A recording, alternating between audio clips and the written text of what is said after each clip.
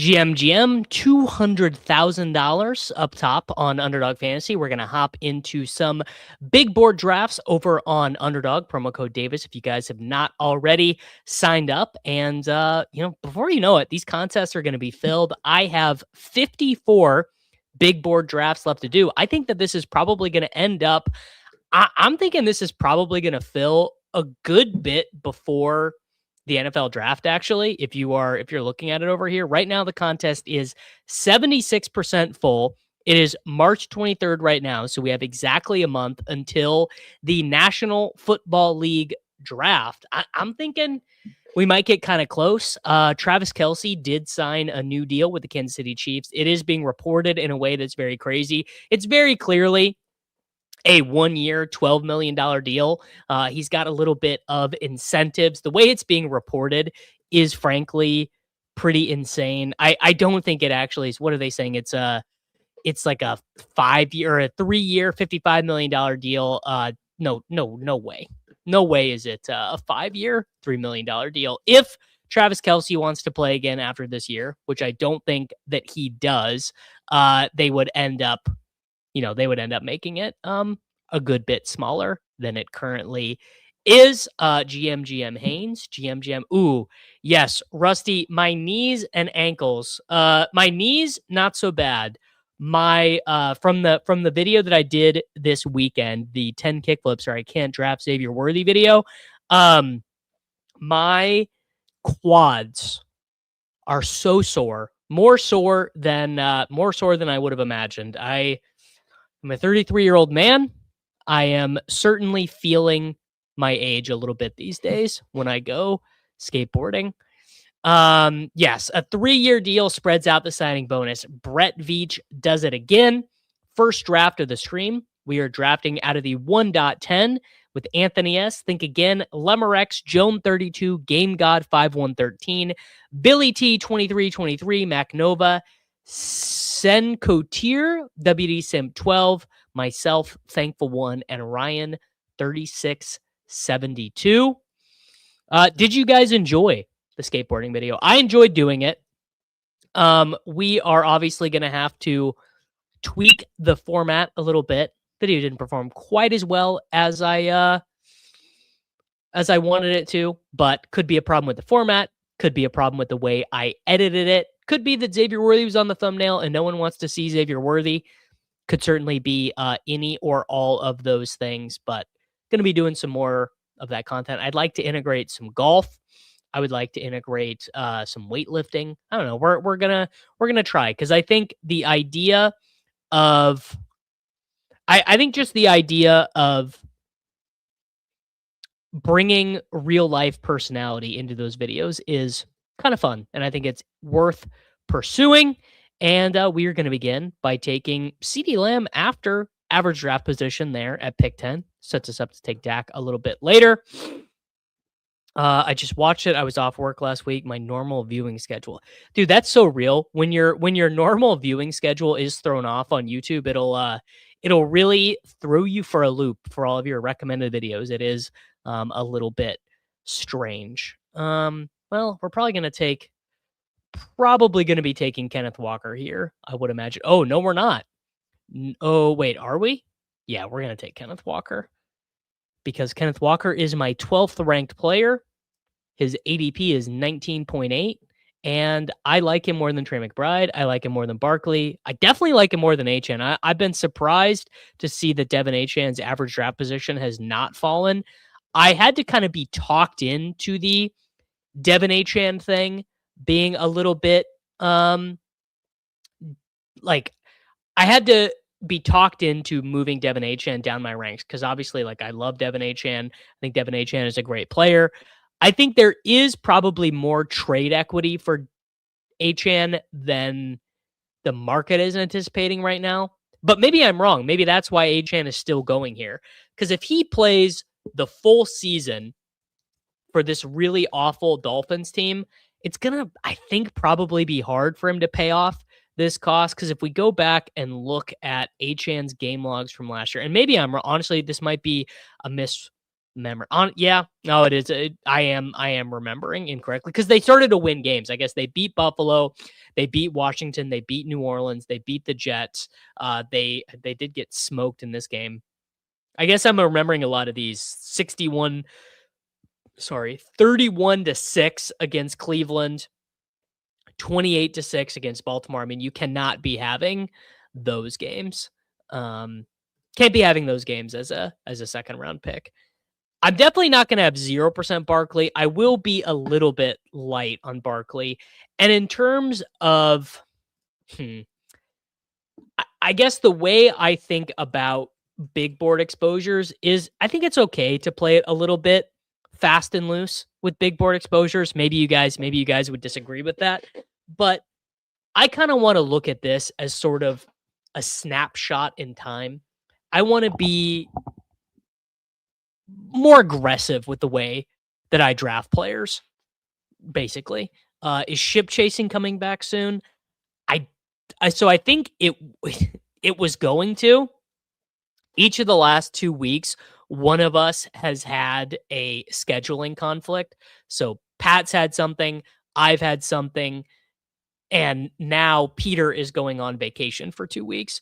So we are kind of just ships passing in the night, but ship chasing will be back very soon. We'll be back for our big draft stream and all that. Who will be the Ravens wide receiver 2? I mean, I don't know, probably some ancient veteran guy. I don't know which ancient veteran guy it'll be, but it'll probably be some ancient veteran guy. So we have Lamb and Walker.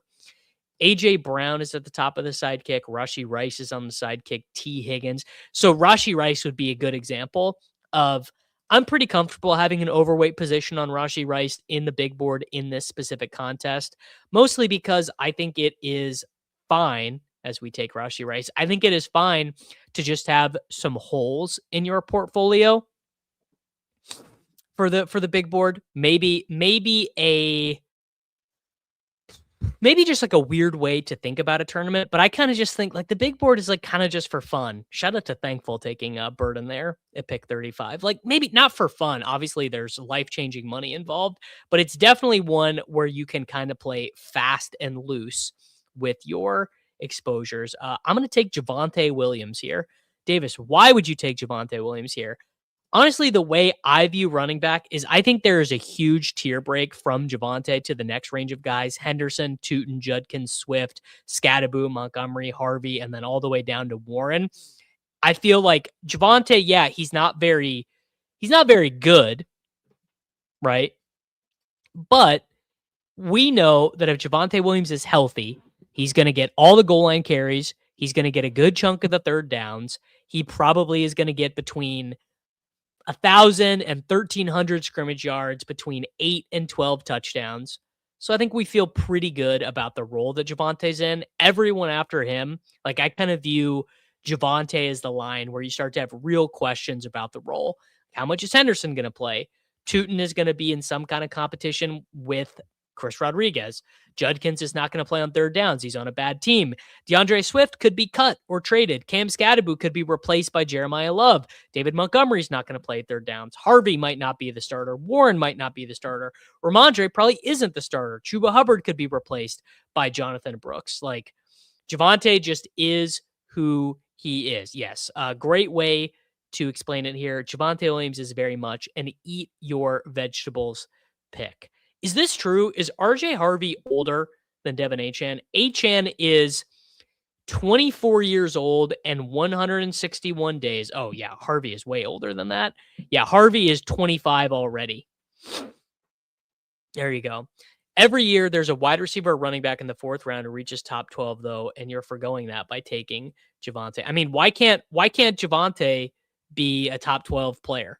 I don't even like Javante Williams. I am one of the foremost Javante Williams haters, but Javante Williams can easily finish as a top 12 player in fantasy if he just runs good on touchdowns. I don't think that Jaden Blue is going to grow up. There was a great anecdote from the Roster Watch guys where they asked the Cowboys coaches about Jaden Blue, and they literally laughed. They literally laughed at the idea that Jaden Blue is going to impact the team this year. Great spot to take Carnell Tate. That is why I took Javante Williams, because I knew I was going to like Tate. I was maybe going to like Watson. I think Adunze's fine there. I think Lemon is fine there. I think Brian Thomas Jr. is fine here. The gap there, like the 2v2. So let's say I took T. Higgins. T. Higgins and DeAndre Swift versus Javante Williams and Carnell Tate. Give me Javante Williams and Carnell Tate. Exactly. Yeah. Javante Williams scores 11 to 12 touchdowns. He pretty easily, I think, can finish as a top 12 player. Be very funny to see where, if Javante Williams scores 12 touchdowns this year, where does he go in drafts next year? That's kind of an interesting question. Deuce Vaughn, I believe, is technically on the Denver Broncos. Sidekick says Swift here. I mean, I never take DeAndre Swift, but sure. So we're perfectly balanced. Ken Walker, Javante Williams, DeAndre Swift, CeeDee Lamb, Rashee Rice, and Carnell Tate through 6 rounds of this draft. Kind of a weird eeny, meeny, miny, mo start. Hey, don't be rude. Don't be rude to my guy, Deuce Vaughn. The T. Higgins drafter takes Burrow at 64. What do you guys think about this new Travis Etienne / Achan draft spot? I don't know. I have a hard time with Etienne. He's on a worse team now. Ooh, can I draft Xavier Worthy in this one? I don't know. Should I go get my skateboard and see if I can do 10 kickflips in a row? God damn. That was more exhausting than I thought it was going to be, honestly. Was not ready for the re-jump ability. It was the thing that made it hard was after 5, I'm like, damn, my legs are sore. There's a lot of quick jumping in consecutive order. Yes, Travis Achan, they're calling him more and more. I don't know. I have a hard time with these pronunciations. Why can't I just, your name literally has ETN in it. All right, Nez likes the ETN price. Feels like great usage incoming and decent situation. I mean, I guess it is based on how good do we think the New Orleans Saints offense can be. I believe they were a very good run blocking unit. Well, actually, no, they weren't. They were well below average. They were 31st. Why did I think they were good? Are they a good pass blocking unit? People say the New Orleans Saints have a good offensive line. I mean, certainly he has very little challengers to take the ball away from him in that backfield, so that much is certainly true. I look at Kyren Williams and I'm like, yeah, everyone hates Kyren Williams, but Kyren Williams is just almost certainly in a better offense, almost certainly going to score more fantasy points. And, Brees, I think, is better than him. I don't know. It's a real interesting situation. So we've got, I think I'm going to take Fannin here. I don't really like Jalen Warren or Ramondre Stevenson, so we're going to take our duck-footed king there. GM Purple Yosh, Eliminator champion checking in. Rumor has it that Liam has been bullied out of best ball circles due to his mustache. I don't think that's true. I think Liam's just doing his own thing. He's running beatbestball.com. He's teaching kids of America about chess. Liam's just living his truth, bro.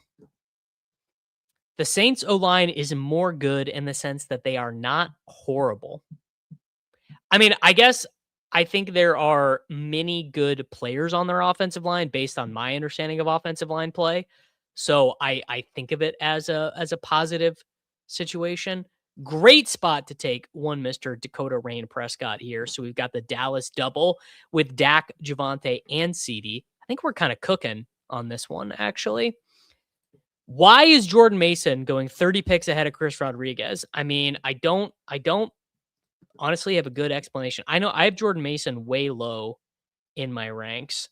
I have Jordan Mason at 142 compared to a 120th overall average draft position. I have Chris Rodriguez at 149, which is exactly his draft position. I am out on Jordan Mason. Corain made an interesting comp on Jordan Mason where he comped him to a Brock Purdy style guy where his like EPA numbers, his yards per carry numbers, it's all kind of fake. And when you watch him play, you're like, this guy's not very good, which I think I agree with. All right. McCoy is a great center for New Orleans. The Penning moving on was a boon for the Saints offensive line. The Saints O-line had a lot of offensive line injuries last year. Okay. Well, let's look up can I get Brandon Thorn rankings? Do I have to pay for Brandon Thorn's? I think I have to pay for Brandon Thorn's rankings on trenchwarfare.com. Can I get ranking the top 15? Yeah. So I got to pay for Brandon Thorn's rankings, which I don't have. Not to say that you shouldn't pay for Brandon Thorn's rankings, but I just don't have a way to subjectively grade what the New Orleans Saints offensive line is going to be in 2026 without that. All right, Xavier Worthy goes to my guy Anthony, who does the Mahomes Worthy double tap at 8-9. Yeah, might be cool to rip a dinger before opening day. I did just do my solo shot yesterday while I was doing some housework, getting excited for the beginning of Major League Baseball season. But you know, we gotta be locked in the National Football League around here.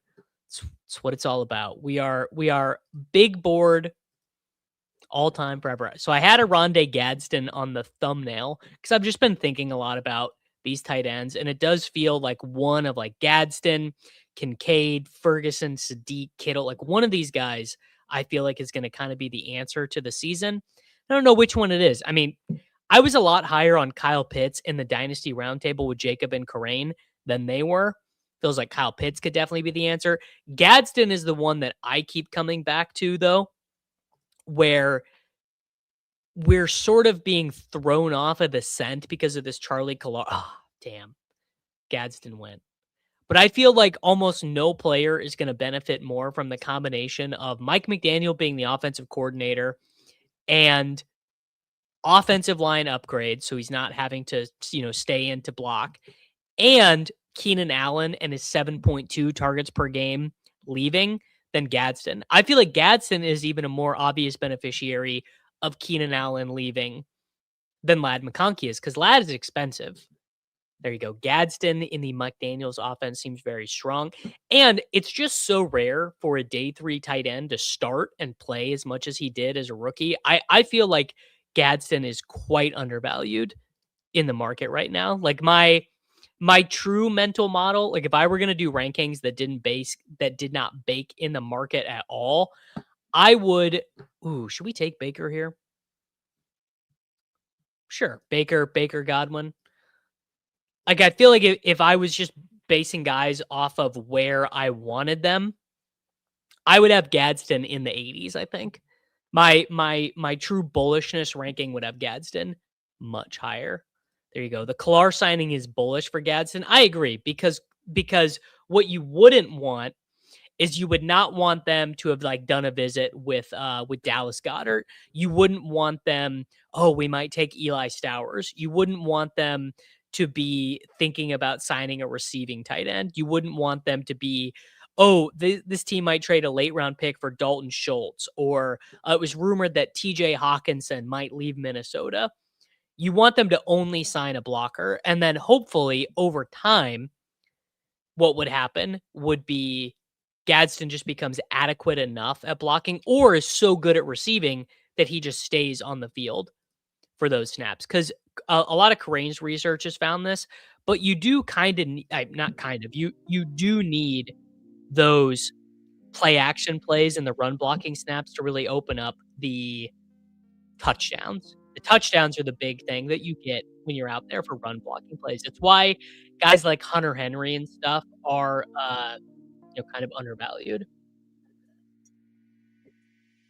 Jonnu and Waller both out there for McDaniel scared me. Valid. Waller is still out there. I guess Jonnu is still out there. Fun off-season episode, right? A pure ranking, no ADP baked in and draft off of them. Well, mine would be crazy. I think that's what Sean does, by the way, our guy Sean Siegel from RotoViz. I think Sean's rankings are literally just pure, undistilled, exactly what Sean thinks is going to happen, which is hard to be a portfolio drafter, because if you're going to draft 3,000 fantasy football teams, you do probably need to take a little bit more of a portfolio view. But if you're going to draft 100 teams, I don't know, it's kind of fun to just ride with it. God, do I want to do the mega giga stack? I kind of do. I kind of want to take Jake Ferguson here. Yeah, exactly. Like my true rankings, I am going to take Ferguson. My true rankings would probably have Worthy in this group right here, the Lemon, Pierce, Washington, Sutton group. I would have like Devontae Adams way lower. I would have DJ Moore way lower. I'd have DK Metcalf lower. I'd have T. Higgins lower. I'd have Ladd lower. I'd have Olave higher. I'd have Chase Brown. Like, it's just too hard to be a portfolio-based drafter. And I do want, I want people using my rankings to be able to do a portfolio-based draft. I want to put my thumb on the scale a little bit, but I don't want to have like my true takes, ruining the rankings, as it were. Do I want to take Mike Washington Jr. or do I want to take Rashad White? I think we're going to do Mike Washington Jr. Just want to keep chasing there. Is Mike Washington Jr. good? It's hard to say. Is Mike Washington Jr. maybe going to be the starting running back for the Seattle Seahawks? Definitely maybe. And let's go look at Mike Washington Jr.'s PFF page. Let's just get a better sense of who this guy is. I mean, I guess we could pull up the slot model if we wanted. All right. Mike Washington Jr. Oh, I got to go to premium stats. Yeah, we definitely, you know what? You're right, Charlie. We should do that. That would be fun to do one draft just based off like, this is literally what I think. I'm not going to pay attention to ADP. I'm just going to do whatever I want. That would probably be a good video. All right, Mike Washington Jr. rushing grade. Final year, 3.86 yards after contact, 34 missed tackles. That is not great. Missed tackles force, really not great. Really only the one good year at Arkansas. 36% breakaway rate is not great for a prospect, specifically a prospect with his size. Did get to almost 1 yard per route run his final year, which for a running back is actually not that bad. I mean, this is not the profile of like a particularly good college running back. But, I don't know, maybe he's a late bloomer. Late bloomers exist. And the thing I think that we all know about running backs is it almost kind of doesn't matter how good they are. Where if they get the ball, it doesn't really matter. It doesn't matter if Ja'Cory Krosky-Merritt's any good. It doesn't matter if Katron Allen is no good. It doesn't matter if Nicholas Singleton is no good. If they wind up in a situation where they're getting the ball 13 to 18 times per game, they're just going to end up being huge wins for fantasy football. And that's the game that I think we're playing with Mike Washington, which I think is something that people maybe don't exactly understand actually about best ball and don't understand about pre-draft best ball. Like I get these criticisms a lot doing these videos. Yeah, we're going to do one more, Daniel, where it's like, oh, like you only draft rookies and like, who cares? These rookies are no good. It's like, well, the thing is with rookie running backs can oftentimes find themselves in a situation where they actually are playing way more than anticipated early. Let's take Aaron Jones. I want to be short Jordan Mason there. Now, rookie wide receivers, you pretty much have to be right. They do probably, not even probably, they definitely do have to be good. And if they're no good, then they're wasted picks. But like, I don't know, Emmett Johnson could be drafted by the right team and the right injury could happen ahead of him. And if that happens, then, bada bing, bada boom, you got yourself a winning pick. Our wide receiver room is pretty strong, so let's add in a little bit of a lottery ticket pick there with Travis Hunter Jr. Another guy, by the way, I just want to keep buying. I just want to keep buying on Travis Hunter. Because, all right, fast forward yourself 2 months. The Jaguars don't take any wide receivers in the NFL draft. They take 2 cornerbacks. They do one trade to get some kind of shitty nickel corner. Then all of a sudden you've got Travis Hunter running 62% of the routes for the Jaguars. He's averaging, 1.85 yards per route run. He's getting some screens and some design stuff. And then boom, all of a sudden Travis Hunter is the wide receiver 29 in fantasy football or something. I don't know. It just feels like, look at the guys who go after him. Debo, Tank Dell, Calvin Ridley, let me sort by ADP. Kayshon Boutte, come on, bro. Kayshon Boutte, never in a million years, bro. I'm never taking Kayshon Boutte over Travis Hunter. Ooh, Travis Hunter or the 108 in Superflex. I think I'm going Travis Hunter. It's very close, though. Yeah, Nebraska Pro Day is Wednesday. We're hoping for good things from our guy Emmett Johnson. We're hoping Emmett Johnson shows up and is blazing it. Has anyone seen any report on if Nicholas Singleton is in fact going to run anything before the combine? It'd be quite nice to see a run out of Nicholas Singleton. I think that would help his draft stock a good bit. Great spot to take the aforementioned Tank Dell here, by the way. All right, so we add Tank Dell in. Tank Dell, I feel like what is Tank Dell's ADP going to be in August if he's fully healthy and running at training camp? I feel like Tank Dell will be like a 10th round pick. He's gonna be way more expensive.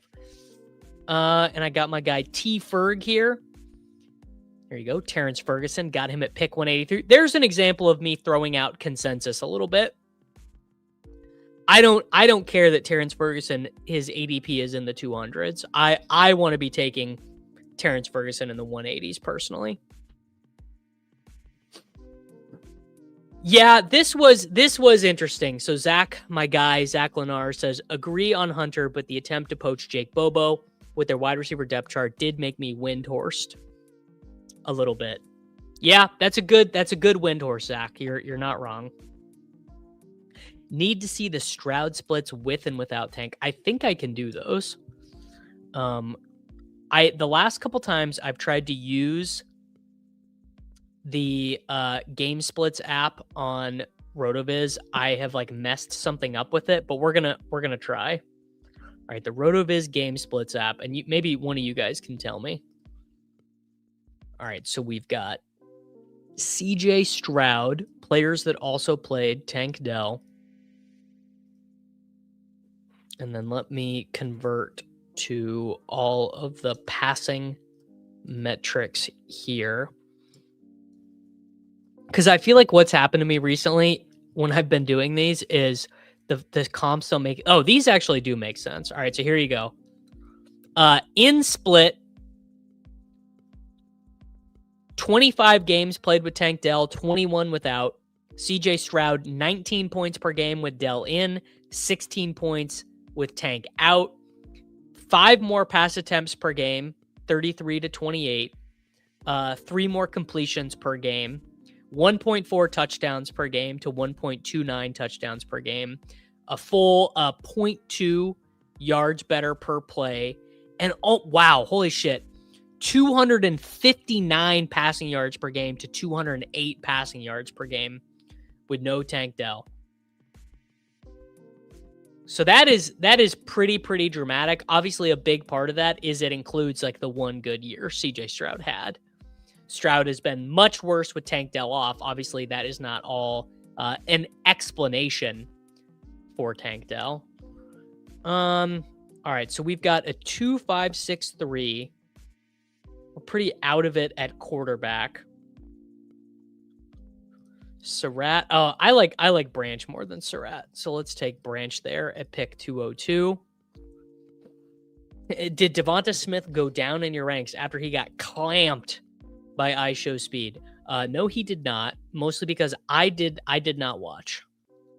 I did not watch the exhibition, the flag football. Maybe I should have. Maybe I should have done some scouting.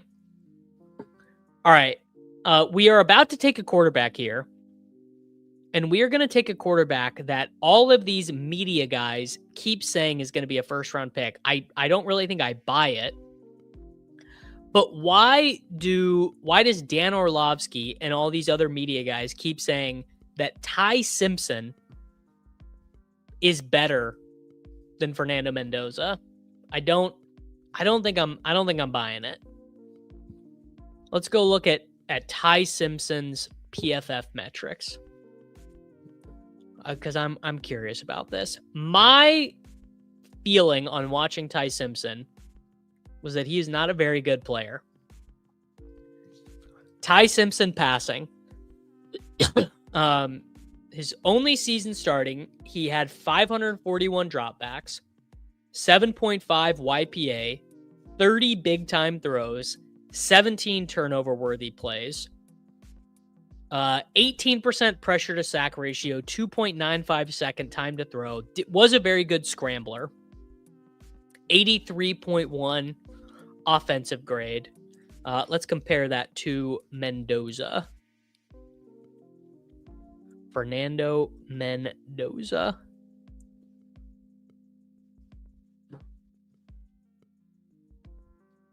Fernando Mendoza, 91.6 offensive grade, 441 dropbacks, 9.3 YPA, 23 big time throws, so actually lower amount of big time throws, 18% pressure to sack ratio, 2.67 time to throw, 34 scrambles. And he also started at Cal as a freshman as well, and generated 7 YPA as a freshman at Cal. I don't know, man. I'm not buying it. Yeah, I do. I don't really think these guys believe it, but hey, you never know. I mean, I don't know if Mendoza is him.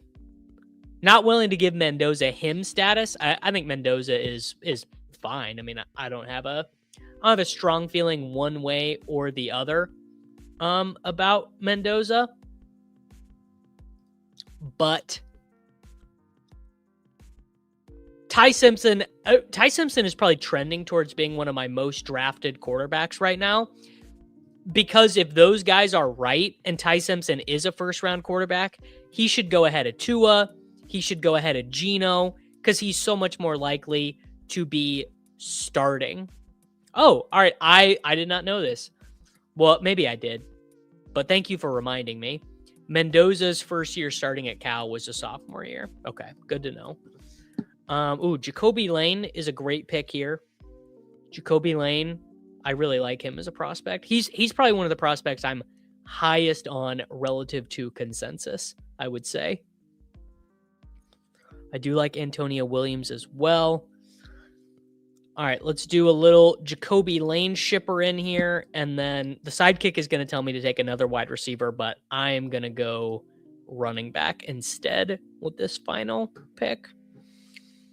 Yeah, exactly. It's not about being right. It's literally about free starts at quarterback in the playoff weeks, which is what I think Ty Simpson is going to be. That's just my guess. I mean, what at the end of the day, what does Davis Maddock know?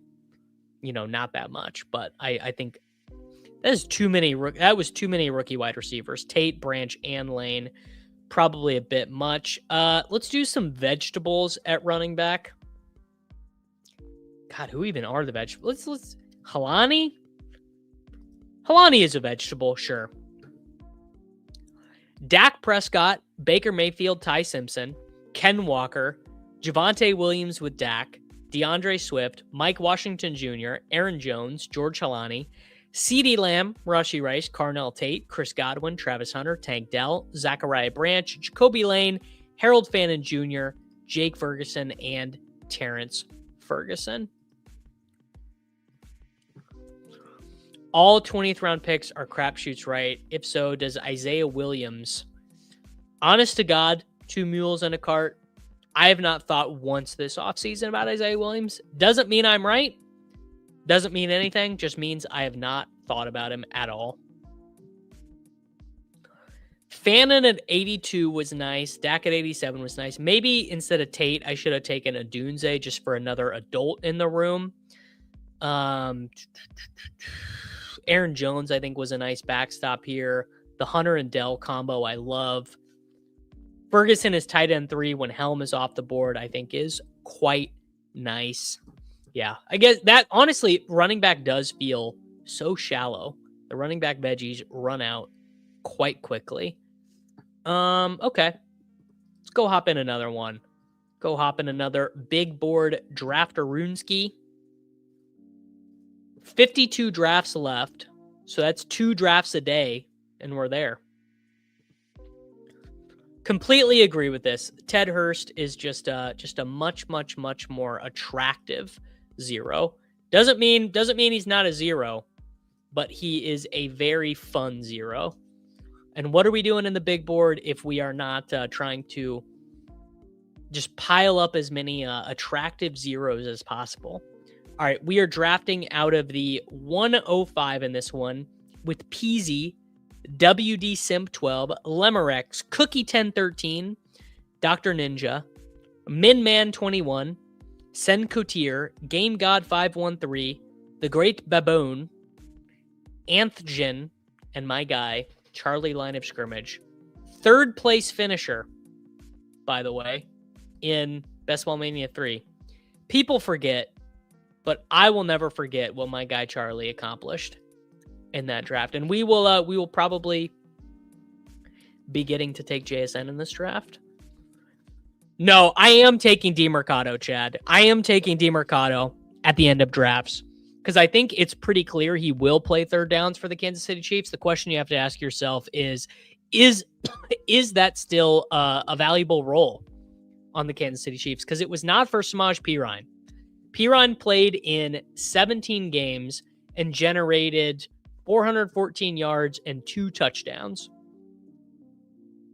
Now, if we go back and look at the Kansas City Chiefs from the years before, obviously that was a super valuable role. DeMercado also, probably to be fair, has a little bit of extra juice compared to a Pirine type. But the year before, 2023, the combination of LaMichael Pirine and McKinnon ended up with 5 touchdowns for McKinnon, 350 scrimmage yards. And then it was the year before that was the miracle year in the Kansas City Chiefs backfield where McKinnon had 800 yards and 10 touchdowns. We got JSN.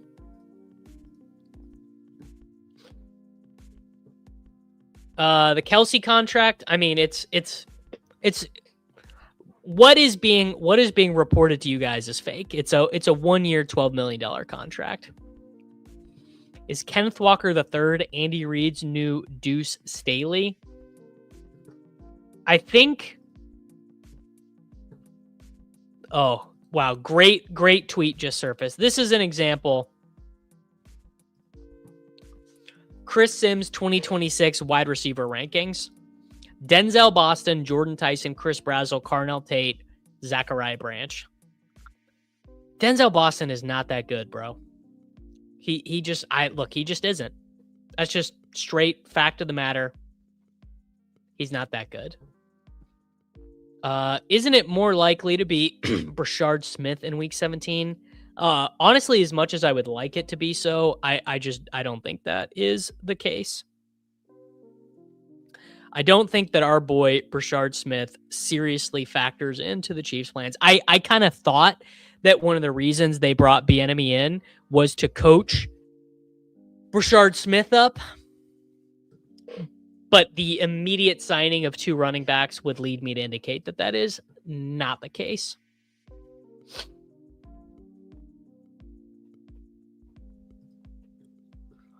All right. Well, Sure would be nice to take Kenneth Walker here. I don't think I'm going to be able to do it. Dr. Ninja will probably take him from me. Hey, Brock Bowers would be a nice little consolation. Ooh, bang. All right. Kenneth Walker. JSN Kenneth Walker. Two roads diverging.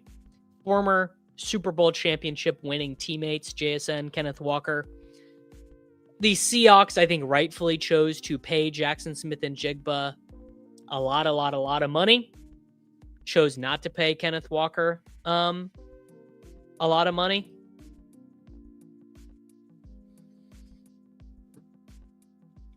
I don't take wide receiver draft takes from anyone who buttons the top button of a button-down shirt.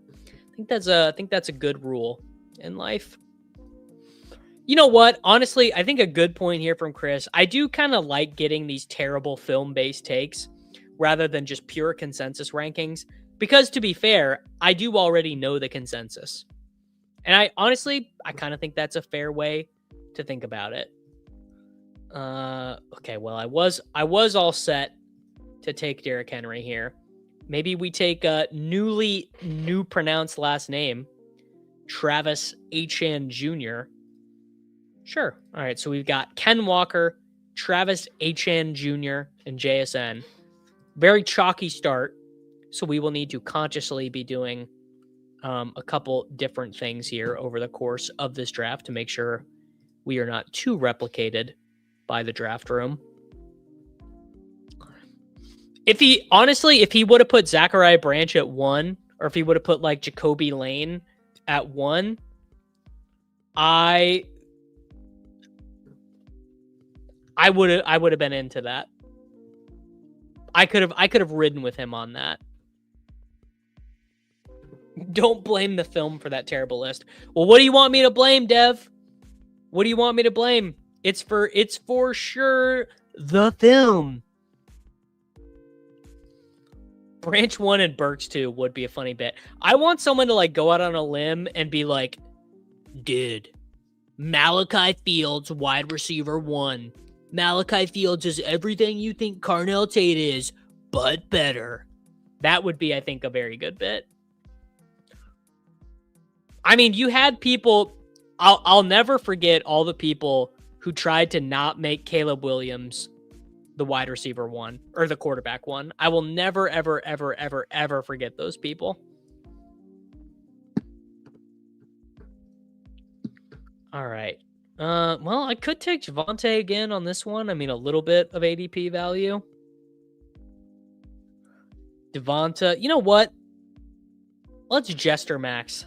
I just like Jalen Waddle. I think him being in Denver, I think it's really good. I know it's become very fashionable to hate on Jalen Waddle. It's very fashionable to hate on Bo Nix. Very fashionable to hate on Sean Payton. I mean, despite all of their success of the most recent 2 years, I mean, Bo Nix made the playoffs each season of his career. But I just like Jalen Waddle. I think Jalen Waddle's good. I think rookie year Jalen Waddle, I think we've forgotten how good he was. Yes, as Chris says, Jalen Waddle is hashtag good. Ooh, by the way, I do have something to mention to you guys. If you've not gotten enough of March Madness, the Swolecast is doing a second chance Survivor over on Splash Sports. Let me see if I can pull the Linkatroonie up. Might actually have to go to Peter's page. Here you go. Swolecast Madness Survivor, the return. Dude, I'm taking Lamar here. Sidekick did not want me to take Lamar, but I'm taking 5th round Lamar. Yeah, second chance Madness Survivor. I don't have any money in my account, so I got to deposit, but I will be hopping in this one. My guy Mac Nova hopped in. Peter's in there. But yeah, gotta get in to the Swolecast Madness Survivor, the return over on Splash Sports. Am I out on Tyreek? Yeah, I'm pretty out on Tyreek. There is a sign-up bonus I can't remember, it's either promo code SWOLE or SWOLY. I can't remember, but yes, there is a sign-up bonus on Splash. Lamar in the 5th round just kind of feels like a layup to me. We talked about this on ADP chasing last week, but the quarterback pricing is just so compressed now, where you've got guys like Jordan Love is a 10th round pick. Kyler Murray's almost to pick 100. CJ Stroud is a 12th round pick. Darnold is a 12th round pick. And if the quarterback pricing is going to be compressed, but the elite quarterbacks are not going to be more expensive, it actually makes more sense to be an elite quarterback drafter than it has in years past, even without the quarterback scoring changing. It just makes Lamar's high-end points a little bit more valuable because the replacement level points have become more expensive. So I do want to be drafting a wee bit more of those. Now, interestingly, the sidekick is really wanting me to take another quarterback here. I'm not going to, though. I'm going to take Marvin Harrison Jr. I can take Jacoby later. I just felt like I would be too far behind at wide receiver. Maybe would have made sense to take a onesie there. Maybe Tyler Warren or Fannin would have worked there. I don't know. Should I have just listened and taken Jalen Hurts there? I guess I was just talking about the corresponding value of the compression at quarterbacks, but I didn't. Just felt like wide receiver was better there. But you know, you live and you learn. So JSN, Walker, Travis Etienne Jr., Jalen Waddle, Lamar, Marvin Harrison. I will be in prime position to potentially select Bo Nix at pick 101. Nix's ADP is now 97. We'll see if he gets snapped from me. Need to continue to build out the wide receiver group, although we are at kind of the end of a tier of running back here, which is what the sidekick is seeing. Jalen Warren. You know what? Let's take Chuba on this one. Let's just mix it a little bit. We're doing a little bit of mixing. Is Marvin Harrison Jr. even the second best wide receiver in his own family? Does he have a brother? There you go. Promo code SWOLY. Yeah, I do think taking 2 elite quarterbacks and then stopping is probably viable and probably something that that we should be thinking about a little bit more. There you go. This guy just did it. Senkatir just did Caleb Williams at 65, Mahomes at 80, which I think is totally fine. I honestly have no issue with that. And he probably won't even feel that bad about his wide receivers either. Because who is he realistically passing up on there? You know, Jacoby Myers, Tyler Algier, Jordan Addison. Like, the replacement level starts to get really, really low there. Yes, gritty, never wrong, just early. Taking Lamar ahead of 2 guys who had their foot separated from their bodies seems good. Yes, people forget pretty gnarly injuries for Quinshon Judkins and Cam Scattaboo. I'm trying to start my own business, so I'm only doing DFS this year to save some cash. I'm here for moral support and to make sure De'Ami Brown gets mentioned at least once. I'd like everyone to give my guy Ty a big salute. It's very admirable to start your own business. Also very admirable to budget and to think through your life, have priorities. But Ty, we will be thinking about you. Most drafted slappy player. I mean, is Xavier Worthy still a slappy player, or am I just the last soldier fighting on the island? Let's do Algier here. Algier, by my rankings, was a clear value there. Judkins ADP feels steep. 2 down grinder on the worst offense in the NFL. Also returning from a crazy injury. However, you got to admit, in the you got to hand it to him category, you definitely got to hand it to Quinshon Judkins, who absolutely smashed in the games that he was eligible for. You know, got all the goal line carries, ripped off 110 yards against Minnesota. Now, there was a lot of this. 12 for 36, 9 for 19, Honestly, I'm not remembering very many of these 17 for 59 games. So maybe I'm the one who's wrong. I have PTSD from the great Dyami Brown Wars of 2025. I am. I'm the last soldier. Worthy versus Wicks for the biggest slap of all time. Yeah, many such cases. All right, so again, just another kind of interesting spot where the sidekick would really like me to take a running back. I'm not going to do so. Is Bo Nix gone? You know what? I'm just going to take Kyler, actually, because it's going to get thin at quarterback. The wide receivers there might even come back to me at my next pick. Yes, the nerds were seething at that Dolphin game. I agree, Dylan. I agree with this actually quite a bit. Dylan Sampson has been a quiet offseason winner thus far. Derrick Henry does 12 for 36 too.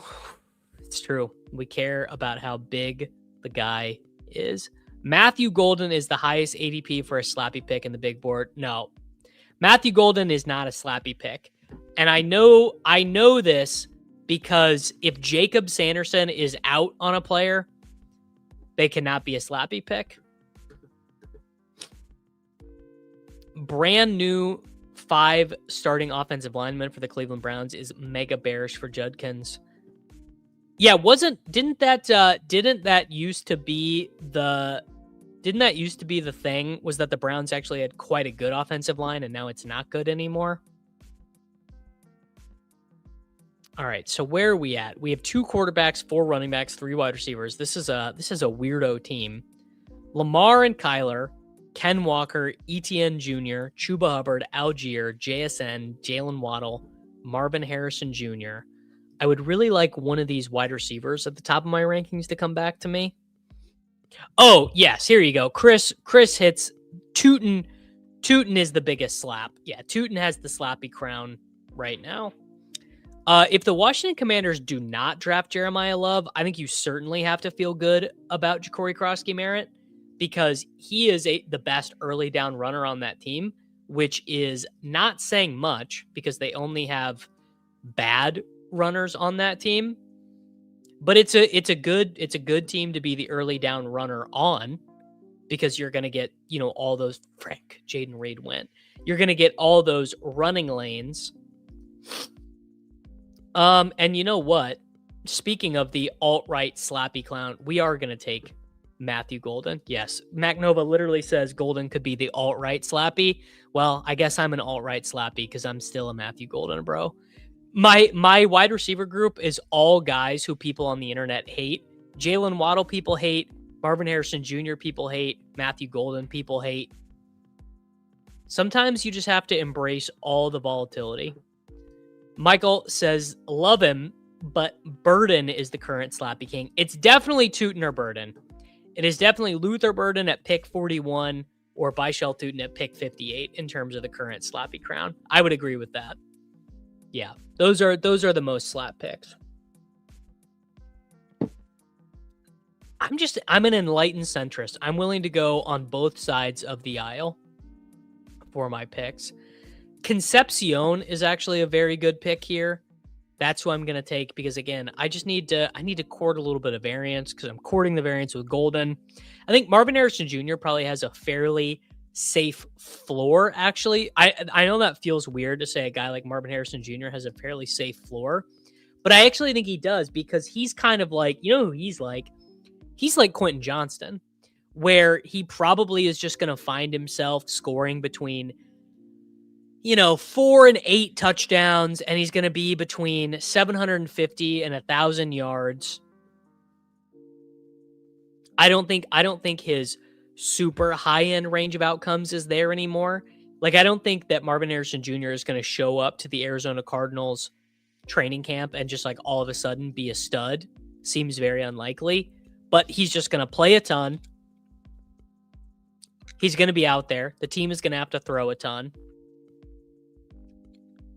I don't really see much of a way that Marvin Harrison Jr. outright fails. It's basically like taking, this is gonna sound insane, but it's like taking what people thought they were getting with Dyami Brown last year, but in the 6th round. When people thought De'Ami Brown was going to start, they're like, oh yeah, he's just going to play all year. He's going to get 5 touchdowns. He's going to get 800 yards. He's going to suck. He's going to be painful to watch, but he's going to be out there. That's what you're getting with Marvin Harrison Jr. I don't think you're getting a ton of ceiling, but you are definitely getting, kind of decent results. Like decent, not great, decent. Aaron Jones actually works quite nicely here because we needed a running back. He's kind of the end of a cliff. We might end up taking 4 tight ends on this team. We've got him there with Kyler. And I feel like the Kyler Murray, Aaron Jones ceilings are actually very related to one another, where if Kyler is good again, he opens up running lanes. He keeps the offense on schedule. He obviously contributed to monster fantasy seasons for James Conner. So I think that Kyler Murray and Aaron Jones, not that quarterbacks and running backs are not correlated, but these guys actually feel more correlated to me in terms of their average draft position than they normally would be. Marv doesn't feel safe to me in any respect. Bad team. Who knows? A quarterbacks has never been good. The guy might only score a few weeks in a year. Well, that kind of works for what I'm saying, though. Like I don't think he's very good. You know what? Oh, we gotta take Mark Andrews. I don't know. I almost took Brandon Aiyuk there. Have you guys been following this Brandon Aiyuk stuff? Kind of interesting reporting from the 49ers. I believe Grant Cohn has been on the scene with this one. But basically, Brandon Aiyuk is actually healthy for the 49ers. And the 49ers are currently holding him hostage, trying to get the Commanders to trade draft capital for him. He wants to play for the Commanders. Jaden Daniels wants him to play for the Commanders. The Commanders want Aiyuk to play for them. Obviously, the issue being the Commanders do not trust that Brandon Aiyuk is going to show up healthy, going to show up motivated. They don't know what they're going to get in terms of negotiating with Brandon Aiyuk. But where I was coming into the offseason was, Brandon Aiyuk might not play football again. I now think that based on the reporting, it sounds like everyone involved actually does expect Brandon Aiyuk to play football and actually expects to play Brandon Aiyuk. Like they expect him to play well, more or less. And if they are expecting him to play well, okay. All right, we're up. Hunter Henry, no chance. Chigakonkwo, sure, why not? I mean, I'm kind of behind at tight end. Yeah, what if Marvin Harrison Jr. shows up even more ripped this year? What are my thoughts on Devontae Walker?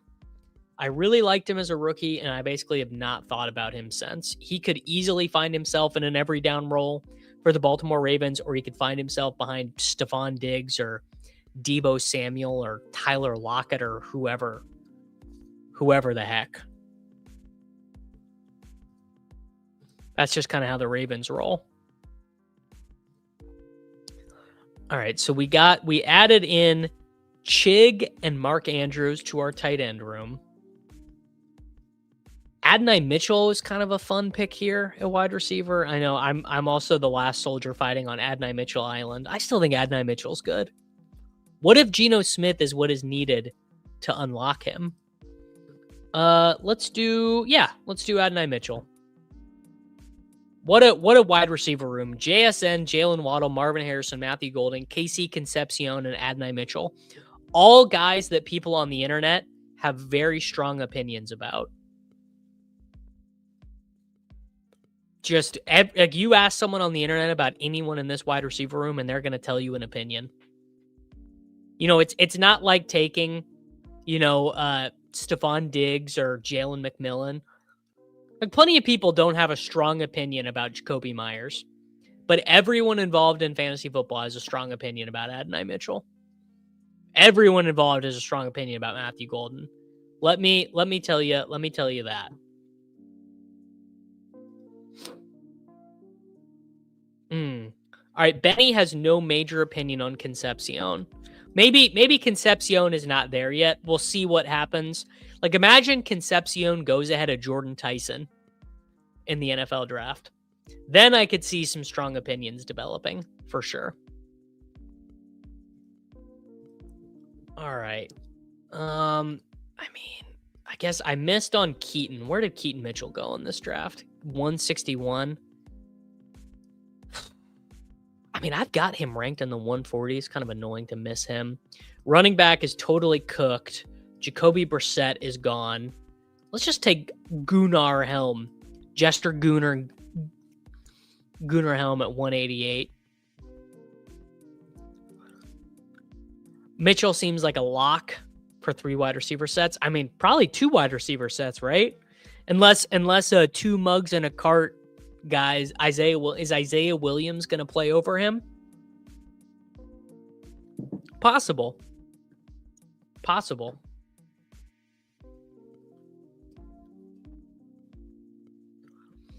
Just lost 1K on women's college basketball. This is March, brother. That's what we do in March. Apparently we lose $1,000 on women's college basketball. I mean, I'm losing my voice. Not great. Alan Lazard stuff. He can't still be on the roster, is he really? Tyson should go ahead of Lemon. It's starting to seem like the draft industrial complex is getting bad vibes on Jordan Tyson's health. Not participating at the pro day doesn't feel great. Long time to be out with this injury that he's had. You know what? As long as we're jester maxing, let's take Christian Kirk for the San Francisco 49ers. GM Rabona King. My underdog bracket basically could not be worse. Basically, don't really think it could be worse.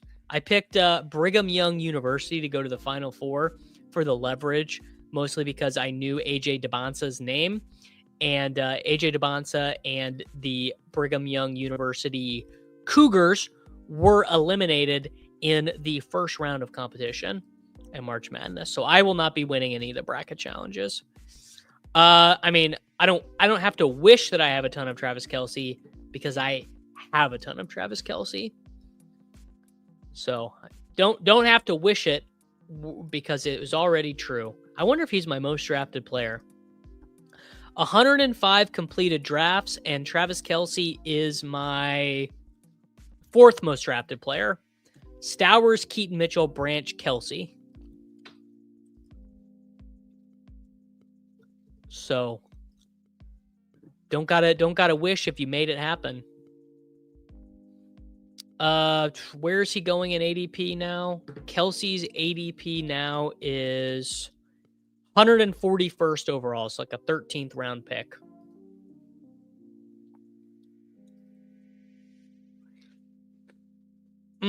It's actually not true. I draft Kelce because he was underdrafted. Because the market was making an assumption that he was going to retire. We'll do Kyle Williams on this one. I did Jacoby Lane last time. We'll do Kyle Williams, a guy that I think has some playing time open to him. Kelce Andrews as tight ends 1 and 2 of Kelce and Andrews. It's such the market being so biased against old players in the pre-draft stuff. Definitely something to take advantage there. Travis Kelce finished tight end 3 in PPR last year. The more you learn. As soon as Gadsden is off, I'm willing to take Kelce. Such a good point here from Andrew. What is the point of Jake Ferguson? I always wonder that when like Jake Ferguson is only ever useful when someone else is out. I'm not that into him. I agree. Kelce is probably still a good click until he gets to like the hundreds, honestly. He kind of still has the juice. No one wants to admit it, but he is still pretty good. Dang. Okay, so Ty Simpson got taken in this one. Ty Simpson went at pick 209.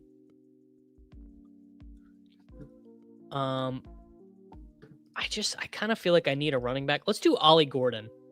If we are moving Achane down in our rankings, we think Achane might not get there over the course of a season. Is there any juice if Fields plays more than we expect? I mean, I'm sure, but it would require something kind of crazy happening to Patrick Mahomes. I mean, something crazy might happen to Patrick Mahomes.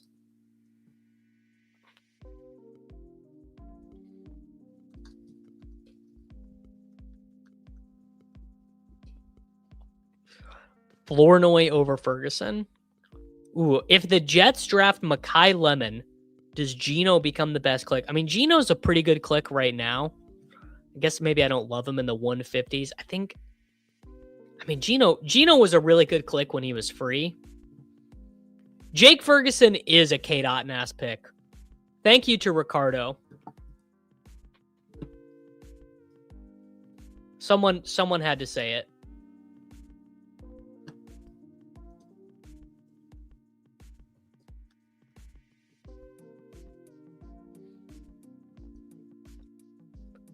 All right, what's our last pick here going to be? Our team is Lamar Jackson, Kyler Murray, Ken Walker, Travis Etienne Jr., Chuba Hubbard, Tyler Algier, Aaron Jones, Ollie Gordon, JSN, Jalen Waddle, Marvin Harrison, Matthew Golden, KC Concepcion, which, by the way, stands for Kevin Concepcion. The KC just stands for Kevin Concepcion. Adonai Mitchell, Christian Kirk, Kyle Williams, Mark Andrews, Chig Okonkwo. I'm thinking maybe we do a Kirk Cousins on this team. Not Dresser Win. Why does Dresser Win have an ADP? Unclear why that happens. What underhyped second-year wide receivers? I really like Jalen Knoll. The complicating variable there being Tank Dell. On this team, we're gonna go boring old man, Coles Cash, Kirk Cousins. To wrap us up with your bog standard 3-6-8-3. Lamar and Andrews, Kyler and Aaron Jones, Kirk Cousins. I don't know. Kirk Cousins and Adonai Mitchell. Kirk Cousins ends up being a Jet. How about that? Could be. You never know. All right, boys. Well, there we go. I'm going to wrap it up here. I'll be back with all of you guys tomorrow because we don't have a Swolecast tomorrow. So if you guys want to go check out the Swolecast, you can. Make sure to like this video. Make sure to subscribe for daily fantasy football videos, and I'll be back with all you guys tomorrow.